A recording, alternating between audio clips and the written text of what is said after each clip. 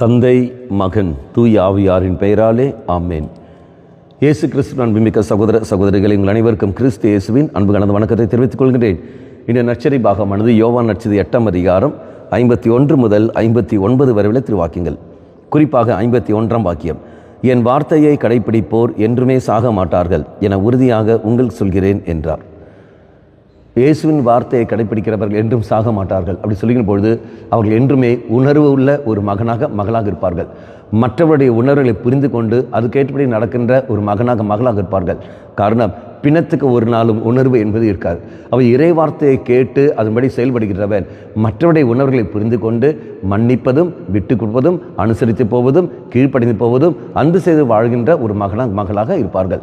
அவை இறைசன் மன்றாடுவோம். ஆண்டவரே, இதா இந்த தவ காலம், இதோ இந்த புனித வாரத்தை நான் காடி வைக்கின்றேன். எனக்கு சக்தியை தந்துள்ளோம். உணர்வுள்ள ஒரு மகளாக நான் மாற ஆசைப்படுகின்றேன். எனக்கு கிருபை தாரும் என்று சொல்லிக்கொண்டு இறைசன் மன்றாடுவோம். அந்த கிருபை எனக்கு எங்கிருந்து கிடைக்கும்? இறை வார்த்தை வழியாக. இனி வரும் நாட்களில் இறை வார்த்தையை படிப்பதற்கான கிருபை எனக்கு தாரும் ஆண்டவர் சொல்லிக்கொண்டு மன்றாடுவோம். கண்களை மூடிக்கொள்ளுங்கள். நல்லவனாக தெய்வமே, இறை வார்த்தை வழியாகவே உணர்வற்ற நிலையில் இருக்கிற என்னை உணர்வுக்கு நீ கொண்டு வர திருமணம் கொண்டிருக்கின்றீரே. நான் உமக்கு நன்றி செலுத்துகின்றேன். உணர்வுள்ள ஒரு மகளாக நான் வாழ நீரே எனக்கு துணை புரியும்.